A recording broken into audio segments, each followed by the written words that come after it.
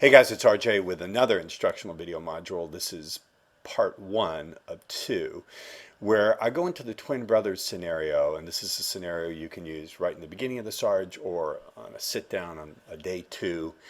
And this is from a live presentation I did where I really took it apart and did a thorough analysis. I've broken it into 2 parts because these tend to get really, really large and have tremendous file size. So for rendering and practical purposes, I've broken it down into 2.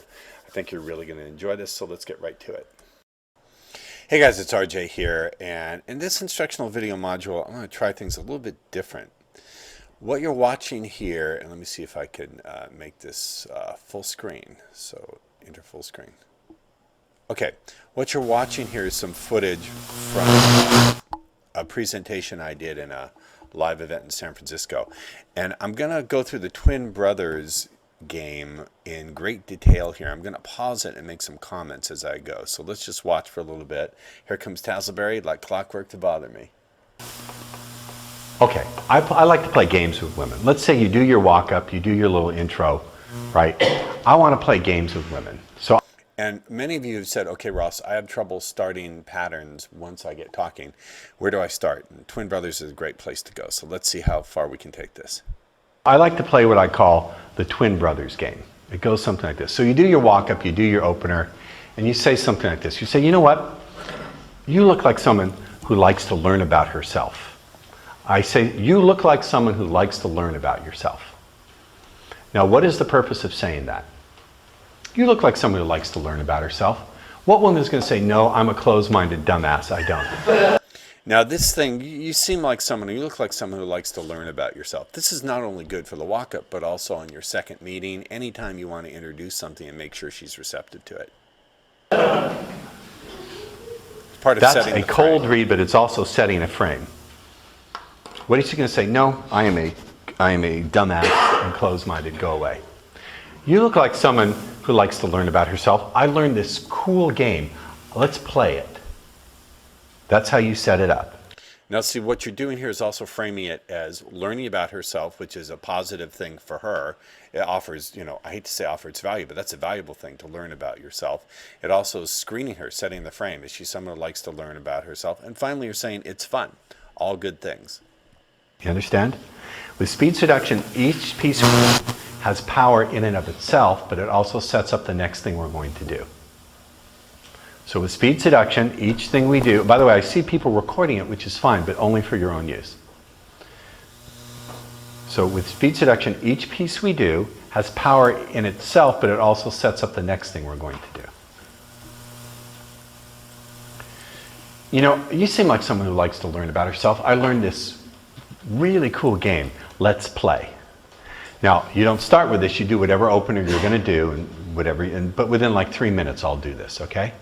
It's called the Twin Brothers game. Here we go. Are you ready? So we're setting up that we're playing a game. Why do I like to play a game? Because a game, first of all, has a good connotation. Games are fun. The connotation to playing a game that's fun is not. Also, it sets up her to be an active participant. She has to participate actively. This is one of the major differences between the newer models of speed seduction and the old models that relied on her just sitting there passively going into trance and giving you doggy dinner bowl. What I like about these kind of games and quizzes is it requires her active participation. She can't just passively sit there if it's going to be a game, correct? It also starts her complying. To play a game, you have to follow certain rules. So it starts her on the road to complying. By its very different definition, game requires that you play by rules, which means you must offer compliance, but it's playful compliance. This is the key. I'm aiming at playful compliance at first. Starts. Notice I said start. Playful compliance. This is what they're leaving out. They're teaching you half-truths. It's playful compliance. It's compliance offered in play and out of curiosity. It's compliance offered in play and out of curiosity, not because you're dominating her and making her do something. Compliance that's offered out of play and out of curiosity to learn something cool is freely given. Compliance that's offered because you're dominating or being semi-threatening or being an asshole is not what I'm talking about. So you're being taught half-truths when you're being taught about compliance. Later, there's a time to get compliance through being dominant, but not in the beginning. So everything at the right time, preceded by the right thing. So Everything in the right time, preceded by the right thing. let's play a little game. You can play with me, Diana. You don't have to get up out of your seat, okay? Just give me. Okay. So this is called the twin brothers game. You meet twin brothers at a party or a social setting or some place where you feel comfortable meeting someone new. That's the first command. Feel comfortable meeting someone new. Did you hear it? So you meet twin brothers at a party or a social situation or some place where you feel comfortable meeting someone new. It's really important to remember that among the purposes of playing a game like this is they're a delivery vehicle for embedded commands and suggestions. Keep that in mind. Now, when I give a command, look what I do at the very end of the command. Look up here. I say, feel comfortable meeting someone new. And I do just a little bit of that. And when I see them do that back, that's the nod of unconscious, they're complying with the unconsciously. You understand? Now, people ask, how do you deliver a command? I say, you're at a party or a club or someplace where you feel, I pause just a little bit, someplace where you feel comfortable. I put that feeling of comfort in my voice. Feel comfortable meeting someone new. I put a little bit of that in there. So what I'm doing is imagining for myself what it feels like to feel comfortable with someone. See, you can even see it on my face as I smile a little bit. And that slight feeling of comfort, of feeling comfortable with someone, guides my voice, guides my facial expressions. And by the virtue of the fact that we have mirror neurons, where we will mirror someone else's expressions unconsciously and feel what they're feeling, it gets the feeling across. So that's my first command. One of them, now remember, these twins, they look just like the kind of guy who, when you look at this guy, you feel whatever it is that arises when you know you really want to get with someone. So look at that. So when you look at this person, you feel whatever it is you feel arising. You feel whatever it is you feel arises. I'm pointing to the crotch, going up the center line of the body, and suggesting that you feel that when you realize you really want to be with someone. So that's a nice little chain of commands. You can see some of the self gestures here.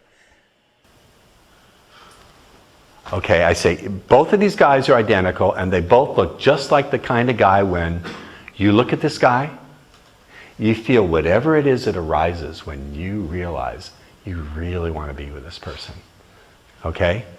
So both of these guys are identical twins. They look just like the kind of guy where, here's the command, guys. Look, I'll go through the language in a minute. You look at this guy, meaning look at me. You look at this guy and you feel whatever it is that arises. And there I point to the crotch and I move right up. Now, what I'm visualizing in my mind is I'm visualizing a line of energy starting in her pussy, going all the way up her body, through her chest, through her throat, right into the center of her brain. But it's not really heavy-handed. It's not like I'm dripping with it. Just subtle. Up through the heart to the head. You feel whatever it is that arises. And I imagine that I'm actually fingering her all the way up energetically up her body. You're laughing. Now guess what? I don't do it like this. Like it's a subtle thing, and you feel whatever it is, and so you look at this guy, and you feel whatever it is you feel arise. When you look at someone and you know you want to be with this person. These are just examples of So let's go kinds through the of commands. Follow me. I'm going to do it word for word. Look here. Okay. So the pattern is To really get that the game, whatever game or quiz you're doing, is it a delivery vehicle for embedded commands and suggestions and self-gestures and all that stuff. And to do it with a sense of play will get you so far. You don't even need to complete these things oftentimes with the right kind of girl. So you meet twin brothers, and both of them look exactly the way when you look at a guy and you feel whatever it is you feel arising. Okay, let me skip a little bit because I'm being a little repetitive here. Now also, what am I doing when I do this? I'm putting a frame around my face. So she's now going to look at me through those feelings. Bingo. You get it? So you meet someone at a social situation, whatever, you feel comfortable meeting someone new. And these guys are identical twins, so they both look just like the kind of guy where you look at this guy, or you look at this guy, either way will work, and you feel whatever it is you feel arising when you recognize you really want to be with this person. By now, you should be practicing these gestures as you're watching this. I hope you get the point. You hear it? Recognize you really want to be with this person. You get it? So I'm embedding all these things, okay? Then I said, one of them, play along with me, Diana. I'll give you the pattern later. We'll talk, okay? Just play on. One of them, remember, they're identical, okay? One of them is an incredibly good dancer, but the other one has the most amazing, talented, pleasure-giving hands. Which one do you feel a strong attraction for?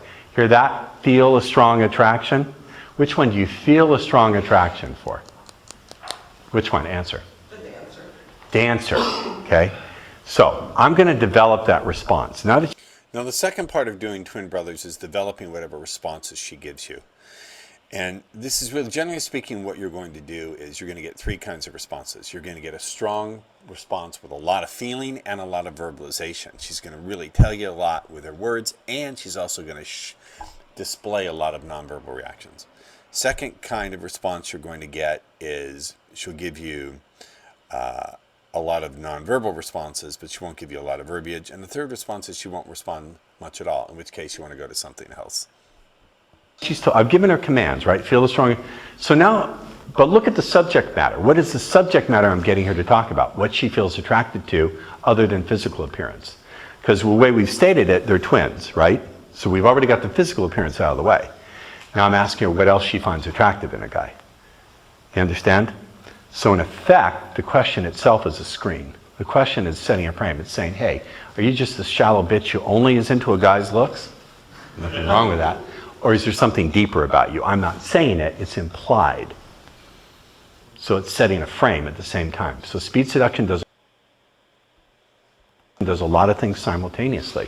We're playing a fun game, we're gathering information about her. By the way, what part of her mind has to turn on and open up to answer these questions? I hope you see the various different purposes. So now you see we're playing a game that requires her active participation, sets a frame, activates the right part of her mind, opens up the proper theme for conversation, gives us a chance to set anchors, embed commands and suggestions. It's really fucking quite awesome what this one thing does. Okay, here's what I'm going to do. Because this takes up a lot of processing power, we're going to split this into 2 modules, and I'll see you in the next one, okay?